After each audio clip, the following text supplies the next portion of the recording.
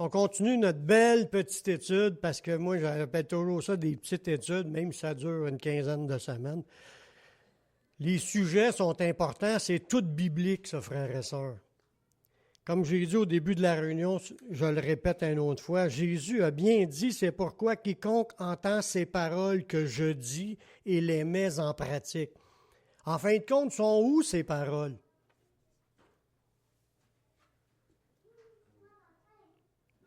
Parce que quand l'apôtre Paul a parlé, c'était aussi les paroles de Jésus. Puis quand l'apôtre Pierre a parlé, c'était aussi les paroles de Jésus. Jacques, Jean, Tite, sont toutes les paroles de Jésus. Il dit, quiconque entend ces paroles et les met en pratique. C'est le but de nos réunions, pour qu'on puisse approfondir les sujets pour pouvoir les mettre en pratique. On est en train de regarder dans le thème le chrétien et ses responsabilités. Parce que, comme je vous le dis à chaque réunion, Dieu nous a tout préparé, il nous a tout donné. Puis là, on se demande, ouais, mais qu'est-ce que je dois faire? Mais là, ça tombe sur qu'est-ce qui fait partie de notre responsabilité. Dieu ne fera pas tout à notre place. Puis il nous a confié des tâches, puis il nous a confié aussi on peut dire que c'est des commandements, c'est des ordres, on peut dire que c'est des suggestions, mais des suggestions vitales. Parce que si on ne le fait pas, on passe à côté de ce qu'il avait préparé. Dans ce sujet-là, c'est vital. Il y a comme les autres sujets aussi, souvent sont vitaux. Parce que si on veut persévérer jusqu'à la fin, il faut être sérieux dans notre marche chrétienne pour démontrer qu'on est vraiment des vrais croyants. Pas juste comme le diable qui croit, mais lui, il s'en va en enfer. Il va y aller dans les temps de feu, lui, dans le feu éternel. C'est un vrai croyant, ça, le diable. Il croit en Dieu, mais croire en Dieu n'est pas suffisant. Il faut être de ceux qui mettent en pratique ce que Jésus a dit, ce que le diable ne fait pas. Il fait le contraire. Il tord tout ce qui est écrit. Il n'y a pas de vérité dans le diable. Dans le fond, là, c'est du mensonge.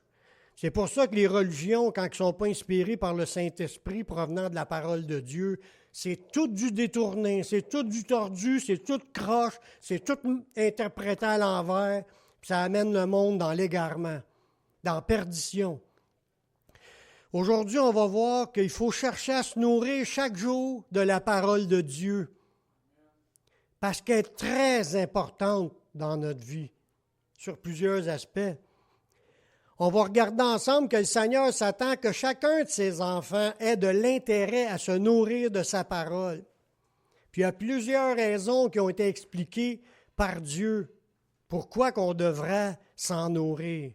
Il y a comme je vous disais tantôt, c'est même vital.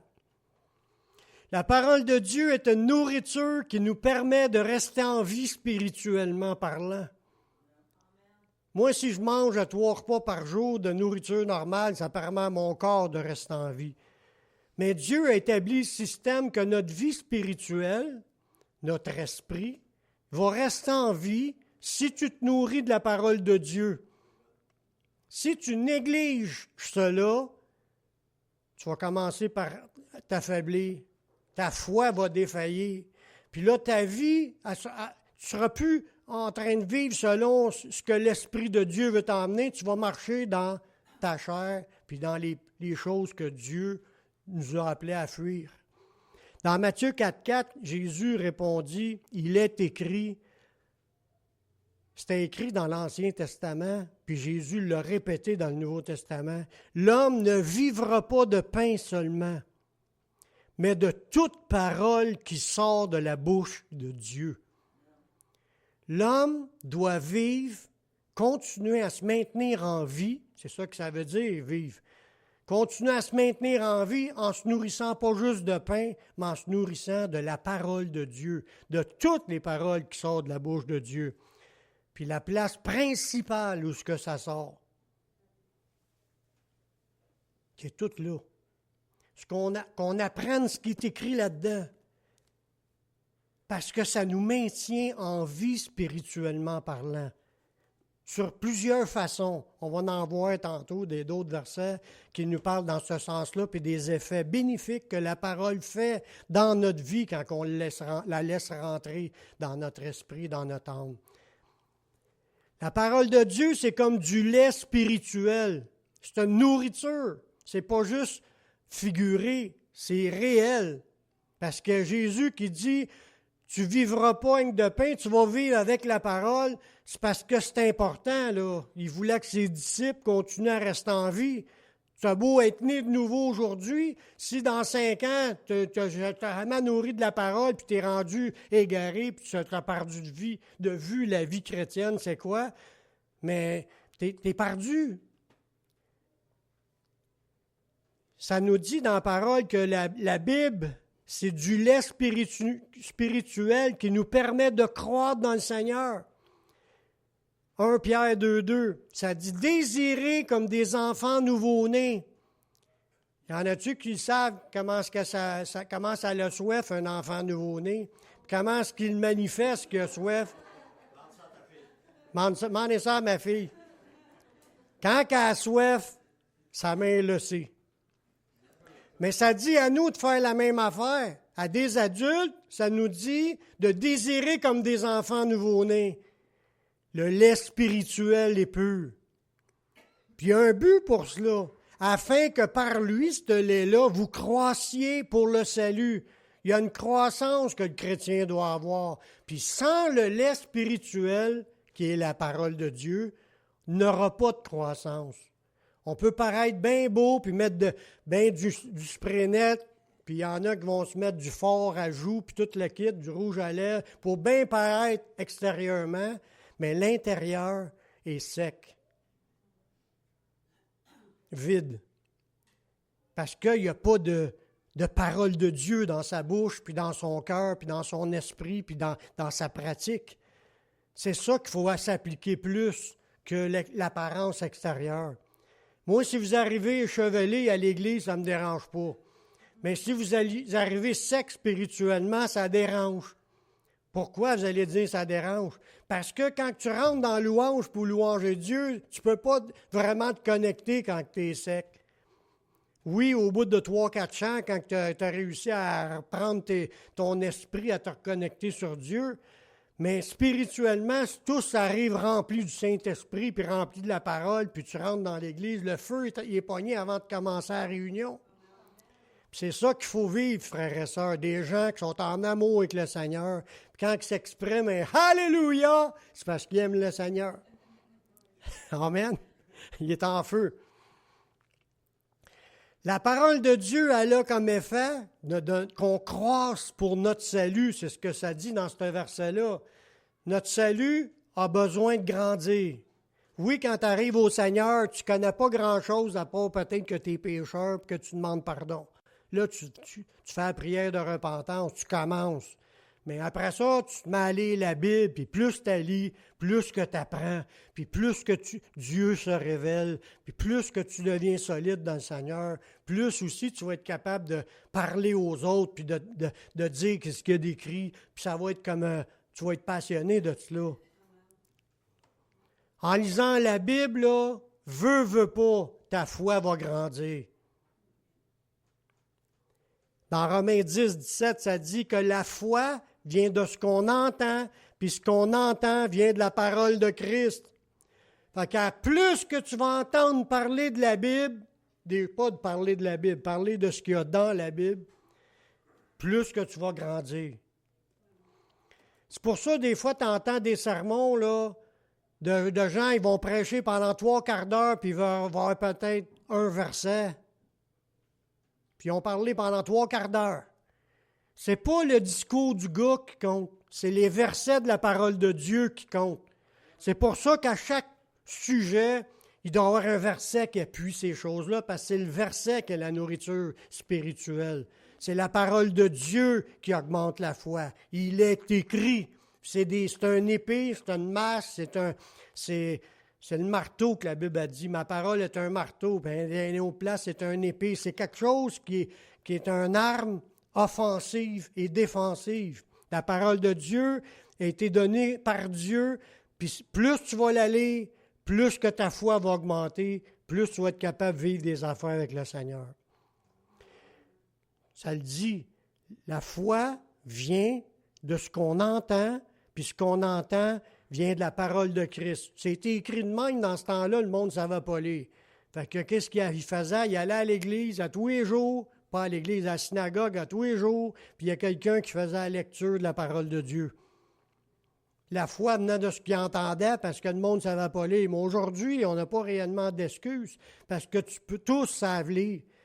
Puis en plus, tous savent écouter parce qu'il y a la Bible en audio aussi que tu peux mettre dans ton téléphone. Tu peux l'écouter, la lecture, gratuitement. Fait que si jamais vous vous dites, moi j'aimerais ça l'écouter, je vais vous fournir les fichiers MP3. Vous pouvez même l'écouter dans votre char si vous avez un lecteur de DVD là, qui lit les MP3. Vous allez pouvoir l'écouter là en conduisant ou l'écouter dans votre téléphone parce qu'elle est rendue accessible à tous. Je vous encourage à vous procurer cela si vous avez de la misère à lire.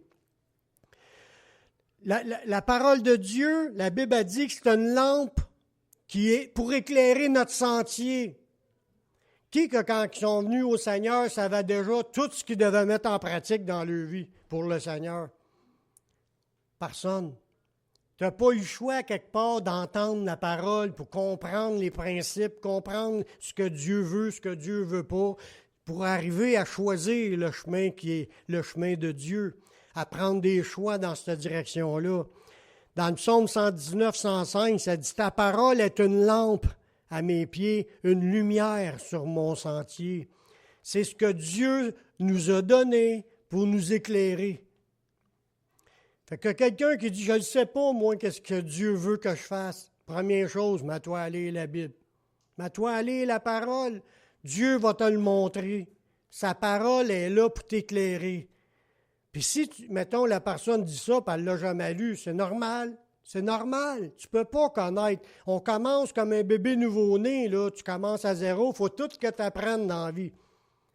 Puis là, il dit « Désirez comme un bébé nouveau-né, comme si tu aurais tout à apprendre. » Tu as tout à apprendre. Dieu veut te le montrer, mais il faut que tu prennes du temps pour l'aller la lire, puis l'approfondir. Au moins de venir à l'Église à chaque réunion pour pouvoir entendre des portions. Puis c'est très, pour moi, je trouve ça édifiant. J'espère que tout le monde trouve ça édifiant. La parole de Dieu, elle, en nous éclairant sur notre sentier, elle nous permet de connaître les voies de Dieu.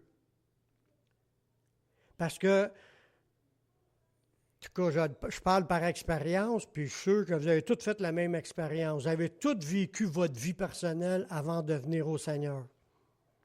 Tout le monde était pogné à quelque part dans des péchés différents. Tout le monde vivait dans des choses qui déplaisaient à Dieu. Comment je vais faire pour savoir c'est quoi que Dieu veut que je fasse? Mais quand tu es un nouveau chrétien, tu n'as pas besoin d'y expliquer tout ce qu'il y aura à mettre en pratique. Tu as juste à lui montrer qu'il est pécheur.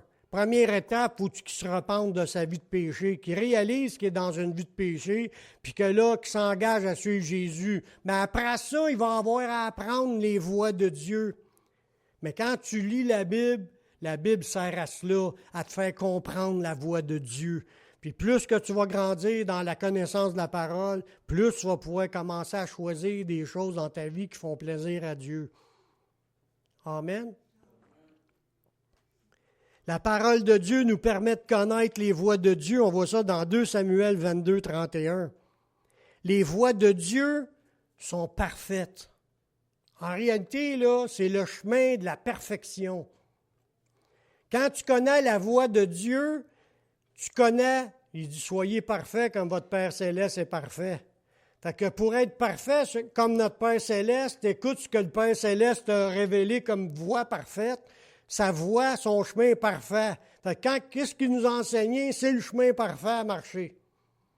Tu veux être parfait comme ton Père Céleste? Écoute ce que ton Père te dit dans sa parole, puis tu vas être parfait dans ta vie. La parole de Dieu est éprouvée. Puis Dieu, il est un bouclier pour tous ceux qui se confient en lui. Plus que tu vas lire la parole, plus tu vas marcher dans ses voies, puis c'est éprouvé, il y en a plusieurs qui l'ont vécu, mais il va devenir un bouclier pour ta vie. Il va te soutenir, puis il va être avec toi. Comme Paul a dit à Timothée, ce que tu as vu, ce que tu as entendu de moi, pratique-le, puis le Dieu de paix va être avec toi. Ça veut dire, si tu suis celui qui marche dans les voies de Dieu, que Dieu est avec lui, tu regardes l'apôtre Paul, regarde Pierre, regarde Dieu était avec eux autres, puis ils vivaient des affaires. Suis ce qu'eux autres t'enseignent, puis Dieu va être aussi avec toi. La parole de Dieu nous permet de devenir purs. Parce qu'il y a de la puissance dans la parole de Dieu. Dans le psaume 119, 9, ça dit « Comment le jeune homme rendra-t-il pur son sentier? » Mais ça dit « En se dirigeant d'après ta parole. » Fait que quand les personnes commencent à lire la parole, elle a un effet dans notre vie. Pas juste augmenter notre foi, pas juste à nous faire croire pour notre salut. Elle va faire en sorte que notre vie va changer pour vouloir devenir plus saint, plus pur. Parce que c'est une parole qui est sainte. Je ne sais pas si vous avez remarqué, bien des Bibles, c'est marqué Sainte Bible. Mais on n'a pas besoin de se le faire dire par le couvert. Si on se met à la lire, là, on va s'apercevoir comment la Bible, c'est la parole sainte de Dieu. C'est pour devenir parfait, c'est ce que ça dit, les voies de Dieu sont parfaites. Ce qu'il y a décrit là, c'est la perfection. Puis quand quelqu'un s'enligne à vouloir mettre ça en pratique, comme Jésus l'a demandé, mais sa vie va devenir de plus en plus sainte. C'est pour ça, dans l'Apocalypse, ça dit que celui qui est saint se sanctifie encore. Puis ça va être un travail pour tout le reste de notre vie. Donc, on a à continuer à se nourrir de la parole pour devenir de plus en plus saint. Parce que, je ne sais pas si vous avez remarqué, mais dans notre croissance spirituelle, on monte, on croit pour le salut, mais des fois, on pique des débarques sur des affaires. On rétrograde. Je ne dis pas qu'on revient 100% comme qu'on était avant, mais des fois, il y a des moments dans notre vie où on a perdu de la vigilance, on a perdu peut-être de l'intérêt, peut-être qu'on prie moins, peut-être qu'on lit moins la Bible, puis on dégringole spirituellement. Mais quand on demande au Seigneur de nous aider à revenir, à se renier, on se raccroche au Seigneur, le Seigneur nous relève. 7 fois le juste tombe, mais il se relève. Il y a une autre place, c'est car l'Éternel lui prend la main. Puis il nous aide à continuer à reprendre le chemin. Il ne nous rejette pas parce qu'on a comme reculé certaines affaires, mais on s'accroche, il nous pardonne, puis la sanctification va continuer, puis vous allez remonter à la pente. C'est pour ça qu'il faut toujours se renligner. Si on réalise qu'on a négligé, qu'on devient paresseux ou ça ne nous tente plus, peu importe la raison, on est découragé, raccrochons-nous, revenons, puis commençons à la lire, puis à la méditer, puis à vouloir la mettre en pratique, puis le Seigneur va vous aider là-dedans. Amen. Je suis sûr qu'il y en a qui en ont besoin. Moi-même, le premier. La parole de Dieu nous permet de devenir purs, c'est ça. C'est en se dirigeant d'après sa parole que notre vie de purification va se faire. La parole de Dieu vient de Dieu et nous transforme afin que nous pratiquions ce qui est bien. C'est pas automatique dans une nature charnelle comme qu'on a. Notre nature humaine, on va entraîner toute notre vie. Avec ses passions, ses désirs, ses convoitises, ses faiblesses, ses manquements, ses désobéissances, sa rébellion, là, on la traîne toute notre vie, sauf qu'elle peut baisser en intensité et en capacité dans nos vies, en influence. Ça peut baisser en influence puis qu'elle n'ait plus de contrôle du tout. Mais ça, c'est un combat que les chrétiens doivent apprendre à vivre par l'esprit et non à vivre selon la chair. Puis l'Esprit de Dieu nous a laissé sa parole pour nous donner un boost physiquement, spirituellement, moralement, mentalement, plein de versets sur tous les sujets. Sa parole est là pour nous guérir, comme on l'a chanté tantôt, dans tous les aspects. Puis dans 2 Timothée, chapitre 3, le verset 16, ça dit « Toute l'Écriture est inspirée de Dieu. » Fait que, oui, c'est des hommes qui l'ont écrit, mais l'inspiration, qui a donné les idées à écrire là? C'est Dieu. Toutes les Écritures sont inspirées de Dieu et sont utiles pour enseigner, pour convaincre, pour corriger, pour instruire dans la justice, afin que l'homme de Dieu soit accompli et propre à toute bonne œuvre. Si vous voulez devenir des hommes accomplis, des hommes et des femmes de Dieu, et non pas rester enfants, non pas rester bébés, devenir des hommes accomplis, des hommes faits à la stature de Christ, mais c'est la parole de Dieu qui va nous amener là. Elle a été inspirée par Dieu. Les idées qu'il y a là-dedans, c'est Dieu qui les a données. Puis le but, c'est de nous fortifier pour qu'on soit ferme dans le Seigneur, puis qu'on sache ce qui sont les œuvres qu'on a à pratiquer. Les bonnes œuvres, les œuvres de Dieu, selon son plan à lui. La parole de Dieu nous permet d'être déclarés justes en plus de ça, parce que même quand tu es chrétien, tu peux être encore appelé à être un injuste, parce que notre pratique est injuste. Mais Dieu veut nous déclarer justes, puis il veut nous rendre verdoyants, puis pleins de fruits. Y en-tu qui veulent être pleins de fruits? Parce que l'étape d'être verdoyant, tu pars à bain, t'es vert. T'es un arbre vert, il y a une différence entre un arbre qui est vert en été et un arbre qui n'a plus de feuilles en hiver. Hein? Bien plus beau un arbre plein de feuilles. C'est beau un arbre plein de feuilles, mais il veut plus que ça, il veut que tu sois en plus plein de fruits dans l'arbre. C'est ça qui est le but. Puis c'est la parole de Dieu qui va nous permettre cela. C'est écrit dans le psaume 1, le verset 2. Ça dit, heureux celui qui trouve son plaisir dans la loi de l'Éternel, puis la médite jour et nuit. À quoi que ça sert de méditer la parole? Méditer, c'est réfléchir. Tu prends du temps pour réfléchir à ce que tu lis. Ça l'aide à t'en rappeler, mais ça l'aide aussi à l'approfondir, parce que là, tu peux faire des associations avec d'autres versets, puis ça l'aide à grandir. Puis là, il dit, l'autre verset avant, qu'on est heureux si on trouve ceux qui trouvent leur plaisir dans la loi de l'Éternel puis qui la méditent jour et nuit. Ça vous est-tu déjà arrivé de vous réveiller à la nuit puis de penser au Seigneur puis penser à des versets? Moi, ça m'arrive souvent. Ça dit que quand tu es dans cet état-là, de penser à la parole à tous les jours, parce que tu l'as médité, tu l'as gardé dans la mémoire, puis tu réfléchis à la parole. Ça dit que tu es comme un arbre qui est planté près d'un courant d'eau, puis qui donne son fruit à sa saison, puis dont le feuillage ne se flétrit point. Ceux qui se nourrissent de la parole, puis qui ont la parole dans la méditation, tu es comme un arbre rempli de feuilles et de fruits. Tes feuilles sont belles, sont ouvertes, ne sont pas flétries parce qu'ils ont pogné du soleil puis ils sont secs parce qu'ils manquent de sève. Là. Des belles feuilles, des beaux fruits. Et Dieu, quand il regarde ses enfants méditer la parole, puis il a médité jour et nuit, il est voué comme des arbres verdoyants, pleins de fruits. Puis en plus de ça, ça dit, tout ce qu'il fait lui réussit. La réussite est quand tu es dans la méditation de la parole. Dieu aime ça, puis Dieu va t'aider à ce que ta vie soit une réussite. Il dit, il n'en est pas ainsi des méchants. Ils sont comme la paille que le vent dissipe. C'est pourquoi les méchants ne résistent pas au jour du jugement, ni les pécheurs dans l'assemblée des justes. Parce que ceux qui n'ont pas l'amour de la parole, ils ne resteront pas dans l'assemblée.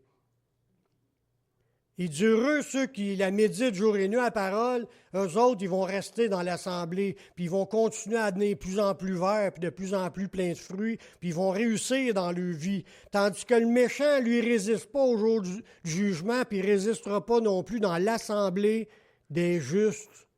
Dieu appelle justes ceux qui méditent sa parole jour et nuit, dans ce verset-là. Car l'Éternel connaît la voie des justes. Il fait 2 fois qu'on est traité de juste quand on médite sa parole jour et nuit dans ce verset-là. Puis il dit, la voie des pécheurs mène à la ruine. Mais la voie de ceux qui méditent la parole de Dieu mène à la réussite, à des vies remplies de fruits. La parole de Dieu nous permet d'être fidèles et de réussir dans tout ce qu'on entreprend. C'est encore une autre promesse de Dieu que Dieu a dit à Josué, mais c'est une parole qui est autant applicable pour nous parce que même dans le proverbe, on venait de voir que tout ce qu'on va faire va réussir, mais Dieu l'avait promis aussi à Josué avant que les proverbes soient écrits.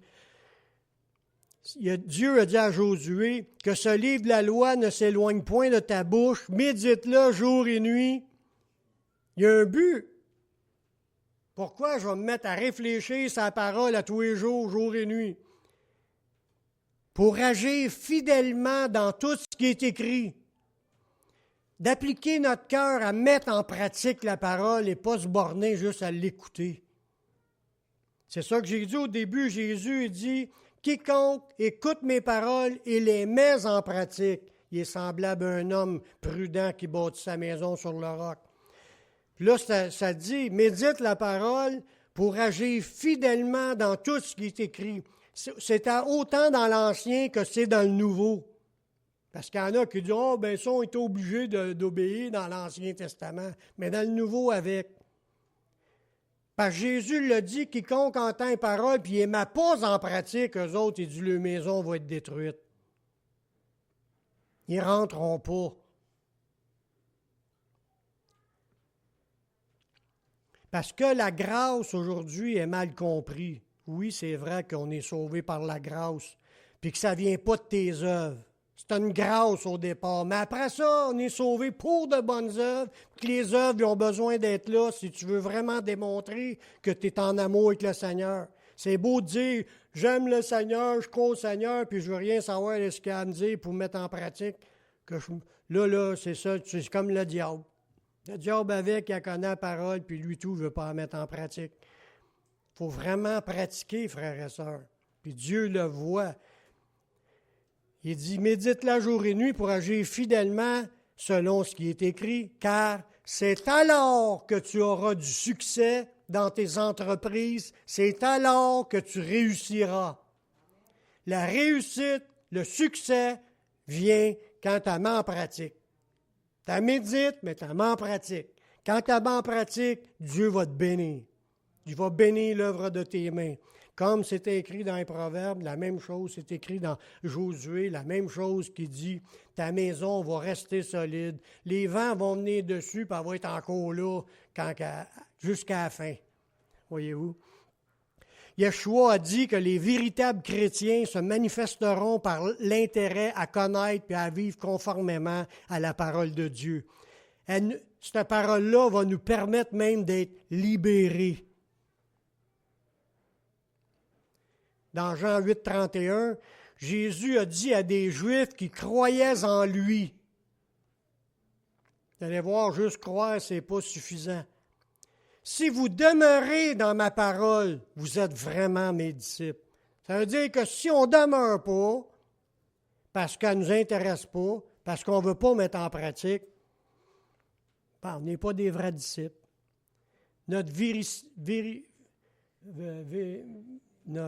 Pour prouver vraiment qu'on est des vrais, véracité, la véracité, pour prouver qu'on est des vrais, mais il faut vivre la parole.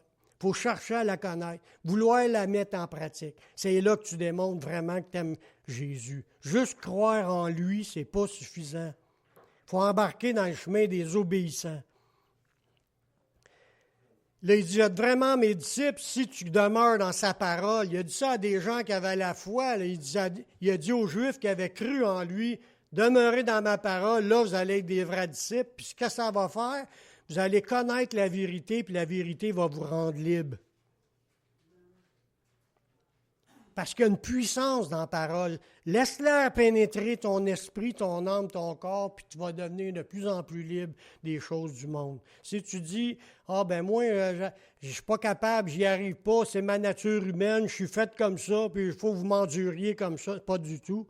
Tu n'es pas obligé de rester comme ça. Tu peux changer.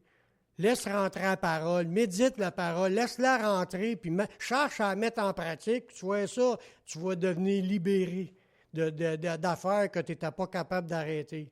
Seigneur, aide-nous. Continue, Seigneur, à nous libérer. Ceux qui méprisent la parole de Dieu se perdent. Ceux qui l'aiment seront récompensés par Dieu. Dans Proverbe 13, ça dit clairement, celui qui méprise la parole se perd. Tu le vois tout de suite quand tu parles à quelqu'un, est-ce qu'il aime entendre parler de Jésus? Dans le Nouveau Testament, ça dit la même chose dans 1er Jean, au chapitre 4. Ça dit, c'est un moyen de discerner si c'est l'Esprit de Dieu qui est là ou si c'est l'Esprit de mensonge. S'il écoute ce que tu es en train de dire quand tu parles de la parole, puis il adhère à ce que tu dis, l'Esprit de vérité il est là. Puis s'il ne veut pas écouter ce que tu dis, c'est l'Esprit de mensonge qui est là. C'est un moyen de discerner quel esprit qui anime quelqu'un. Quand vous êtes assis là, si jamais ça vous vient comme « Oh non, j'ai pas le goût d'entendre parler de Dieu aujourd'hui », c'est un autre esprit qui essaie de vous influencer. Chassez-le dans le nom de Jésus tout de suite. Puis si ça vous vient « Ah, j'ai hâte d'aller à l'église pour entendre la parole de Dieu », si ça vous vient, c'est l'Esprit de Dieu qui est en train de vous parler. Puis si ça de lire la Bible chez vous, c'est la même affaire.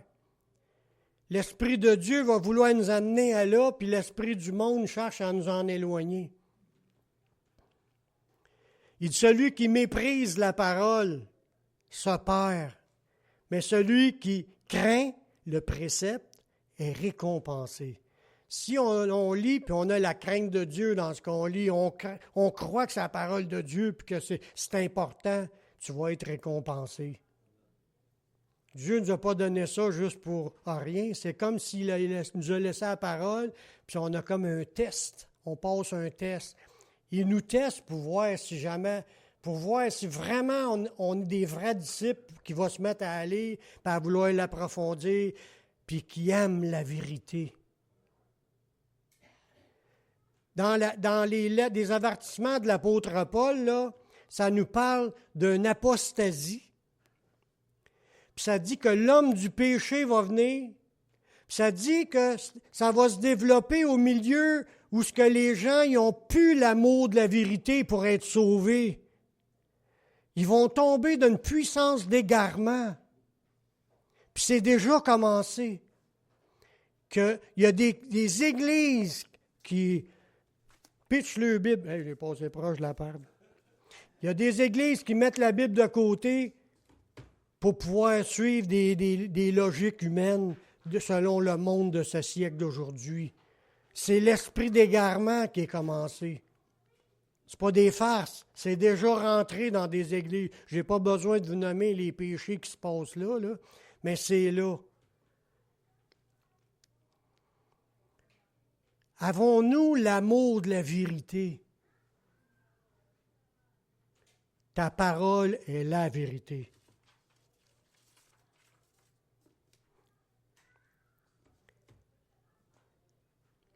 Celui qui néglige la parole de Dieu, parce que là, ça se peut que tu y crois, tu l'aimes, t'en sais pas mal, mais tu la négliges. Celui qui néglige la parole de Dieu oublie aussitôt ce qu'ils sont vraiment. Puis ils ne changeront pas. C'est comme te regarder dans le miroir que la Bible nous dit dans Jacques. Tu te regardes dans le miroir, là tu te vois que c'est de l'air. Quand tu te détournes après ça, là, c'est pas long que tu oublies l'image que tu as. Pourquoi? Parce qu'on a été créé avec une mémoire facilement, avec la faculté d'oublier. C'est pas tout le monde qui a la grosse mémoire. Il y en a là, qui vont lire une fois un livre au complet, puis ils peuvent te le réciter au complet, puis ils vont dire à telle page, j'ai écrit tel. Ça, c'est extrêmement rare. En général, on a tous besoin de se la lire, puis de la relire, puis de la re-relire, parce qu'on oublie plein de bouts. Puis si tu veux savoir quel chemin à suivre, puis si tu fais 6 mois, tu ne l'as pas lu, tu n'as pas entendu parler rien de la parole pendant 6 mois, tu as tout oublié. Tu te rappelles quasiment de rien. C'est naturel, c'est normal, c'est de même, ça marche. Puis c'est ça que Jacques nous dit au chapitre 1, verset 22. Il dit, mettez en pratique la parole, puis ne vous bornez pas à l'écouter en vous trompant vous-même par des faux raisonnements. Là, il est en train de nous dire, allez même plus loin que de l'aller. Mettez-la en pratique. Fais pas juste te dire, oh, je l'ai appris. C'est pas juste ça. Là, tu te trompes par des faux raisonnements si tu ne veux pas l'appliquer dans ta vie. Puis là, il rajoute un autre point. Car si quelqu'un écoute la parole puis ne la met pas en pratique, il est semblable à un homme qui regarde dans un miroir son visage naturel et qui, après s'être regardé, il s'en va puis il oublie aussitôt qui il était. Pour être transformé sur un point, il faut que tu t'en rendes compte que quand tu te regardes dans un miroir, il y en a qui sont grossissants en plus. Là, on en a un qu'on a posé, ma femme a posé, gros de même, mais quand tu te regardes, tu te vois en gros dedans. Puis si tu as un petit point noir, un petit quelque chose qui traîne à quelque part, là, tu le vois encore plus grand. Parce que tu scrutes, tu as des miroirs là, qui vont t'aider à voir en profondeur un petit défaut que tu as.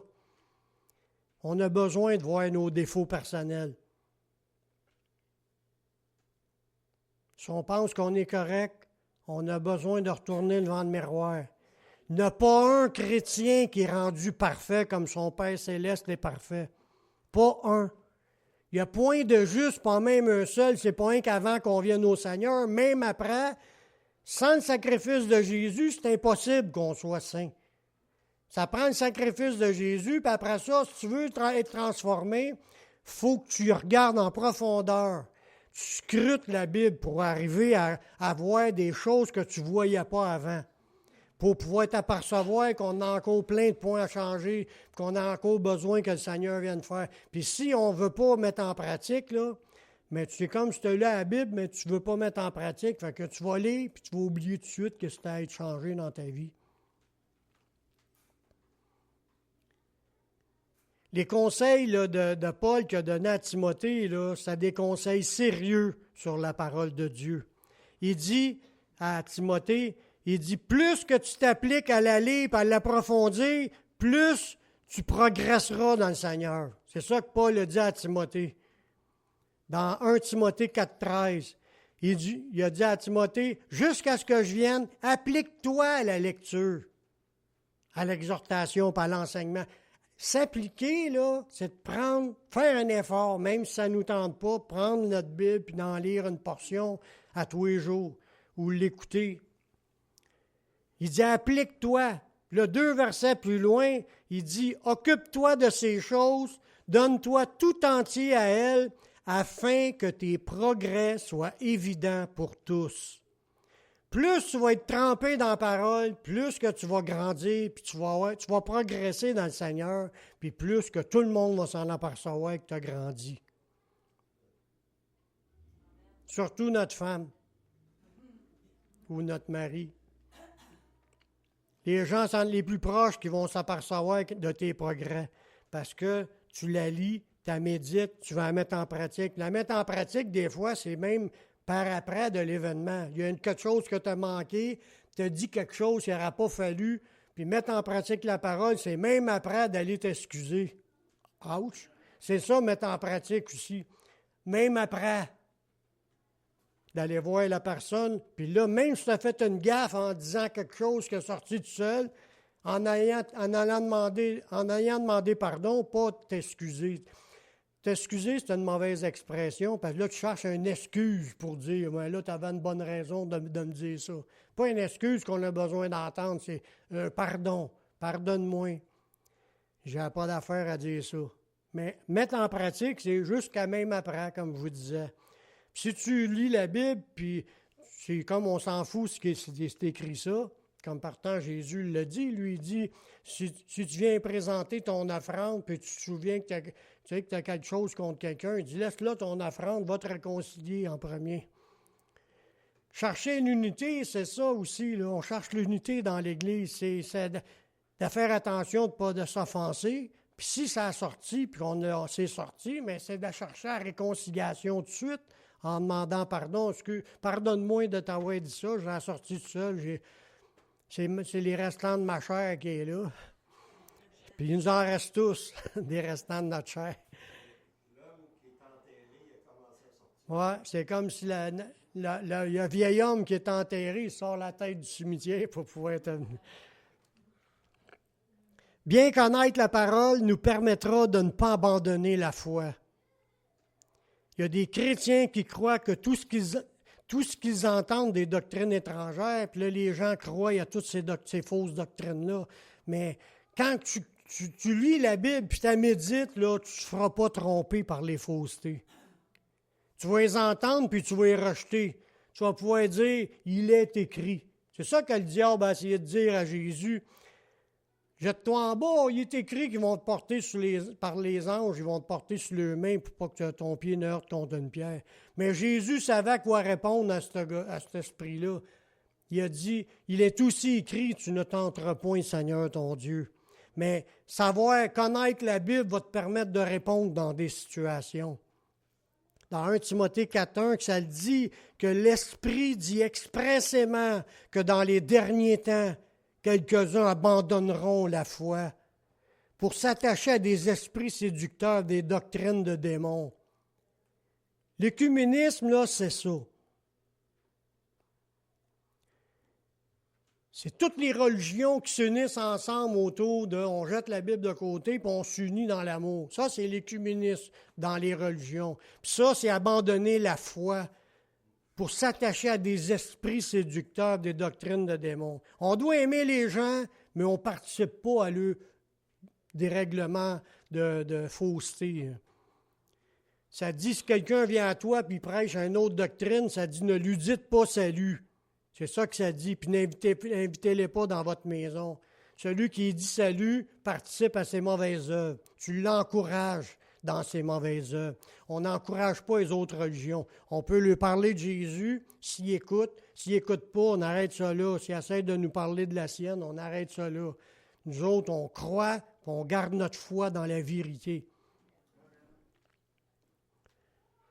Parce que c'est écrit que dans les derniers temps, il y en a qui vont l'abandonner, la foi, puis s'attacher à ces démons-là, ces fausses doctrines-là.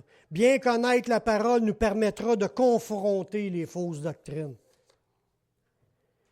Comme Paul a dit à Tite, au chapitre 1, verset 10. En effet, surtout parmi les circoncis, il y a beaucoup de gens rebelles et de vains discoureurs et de séducteurs auxquels il faut fermer la bouche.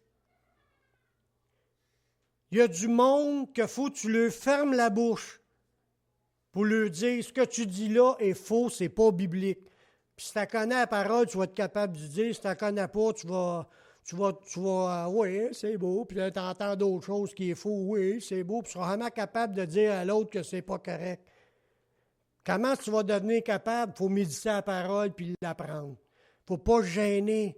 Puis quand ça arrive, il faut leur fermer la bouche parce qu'ils font du tort à tout le reste de l'Église. C'est arrivé quand j'ai eu des personnes à reprendre parce qu'ils étaient rendus dans les fausses doctrines, même dans l'Église ici. Je nomme pas de nom, je ne veux pas qu'on regarde personne, mais c'est arrivé. Il faut que ça soit la vérité seulement. Sinon, il induit les autres en erreur. Il dit, il faut lui fermer la bouche. Il bouleverse des familles entières, enseignant pour un gain honteux ce qu'on ne doit pas enseigner. Il enseigne des faussetés. Il faut lui fermer la bouche. Paul, il comprenait l'enjeu et la place importante de l'enseignement de la parole pour notre connaissance et notre intelligence. La parole, elle nous donne du discernement afin qu'on soit irréprochable lorsque Yeshua, notre Messie, reviendra. Dans Philippiens 1.9, ça dit, c'est Paul qui parle, il dit, ce que je demande dans mes prières, c'est que votre amour augmente de plus en plus en connaissance et en pleine intelligence. C'est le besoin de tous, que notre amour à tous, l'amour du Seigneur, augmente en pleine connaissance et intelligence pour le discernement des choses les meilleures afin que vous soyez purs et irréprochables. Pour arriver à ça, il faut grandir dans la connaissance. Puis on est tous appelés à être comme cela, des connaissants de la parole. des professeurs. C'est ça, il dit, vous êtes encore besoin qu'on vous enseigne des rudiments, les choses de base. Vous en êtes encore au petit lait. Quand on grandit dans le Seigneur, après ça, on devient des hommes de Dieu parce qu'on discerne, on est capable de rejeter des faussetés puis d'expliquer les vraies affaires. Amen. Paul continue en disant que par les enseignements puis en s'examinant soi-même afin de marcher fidèlement, nous ferons persévérer en Dieu. Nous-mêmes, on va persévérer en Dieu, mais les autres aussi qui nous écoutent vont persévérer en Dieu si on est ferme, à rester ferme dans ce qui est enseigné. C'est ce que dit à Timothée dans 1 Timothée 4,16. Il dit « Veille sur toi-même puis sur ton enseignement. Persévère dans ces choses, car en agissant ainsi, tu te sauveras toi-même puis tu vas sauver ceux qui t'écoutent. » Combien est-ce qu'il y en a qui veulent être perdus ici? Qui aimeraient ça aller dans les temps de feu pour l'éternité? Donc, ma mission, c'est de veiller sur moi-même puis sur mon enseignement afin que je sois sauvé puis que vous soyez sauvés.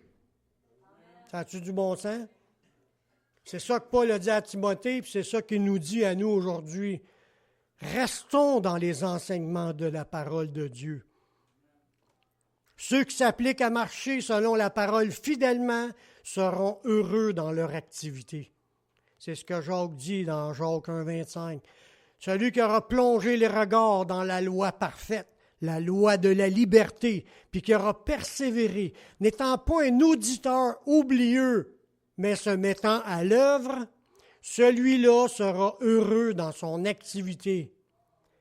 Y en a-tu qui sont malheureux aujourd'hui? Moi, je parle d'ici. Y en a-tu qui sont malheureux? Vous n'êtes pas supposé d'être malheureux. Vous venez d'entendre la parole qui va vous rendre heureux. Ce que vous avez entendu là, ça va vous aider à vous propulser pour votre semaine, pour continuer à rester de plus en plus bouillant puis ferme sur la parole, puis de vouloir la mettre en pratique. Puis Dieu va vous accompagner, puis vous allez être heureux dans votre activité. Je finis avec un dernier verset. Les chrétiens ont un choix à faire, de rejeter souillure, puis de recevoir la parole qui peut nous sauver. Dans Jacques 1,21. C'est pourquoi, rejetant toute souillure et tout excès de malice, recevez avec douceur la parole qui a été plantée en vous et qui peut sauver vos âmes. La parole peut sauver nos âmes. Ça sous-entend quoi? Ça se peut qu'elle ne sauve pas si on ne la met pas en pratique. Il y en a que ça rentre par une oreille, ça sort par l'autre, puis ils ne veulent pas le savoir. Ceux qui veulent le savoir, ça va rester dans le cerveau, puis ils vont y réfléchir. Puis ils disent oui, c'est vrai. Puis eux autres, ils vont s'appliquer. Puis c'est ça, il faut méditer, puis là, on l'applique, puis on démontre qu'on est des vrais. Amen. Puis le Seigneur veut nous rendre vrais. Il veut nous rendre assoiffés. Puis il veut qu'on soit des enfants qui désirent le lait spirituel pour croître, pour grandir, pour devenir plus forts dans le Seigneur. Puis il veut le faire en chacun de nous. Mais il veut qu'on y demande de l'aide pour si on n'est plus capable d'y arriver. Puis c'est ce qu'on va faire comme prière. Seigneur, je te remercie pour ta parole qui est vraie. Je te remercie pour tes vérités, Seigneur. Mais on avoue qu'on a de la misère à prendre du temps chaque jour pour la lire. On avoue qu'on ne la médite pas jour et nuit. Oui, on veut mettre en pratique ta parole, mais on oublie souvent les choses que tu nous enseignes. Je te demande de nous donner à tous une soif de lire ta parole, une soif de l'écouter, pour qu'on puisse la méditer puis demeurer dedans dans un désir de vouloir la mettre en pratique. On veut mettre en pratique parce que c'est ce que tu t'attends de nous, Seigneur, puis tu nous promets on va devenir plein de fruits dans nos vies. Merci, Seigneur, de ce que tu vas produire en nous. On veut être ces arbres pleins de fruits. On remet nos ventres à tes mains, Seigneur. Je te prie dans le nom de ton Fils Yeshua. Amen.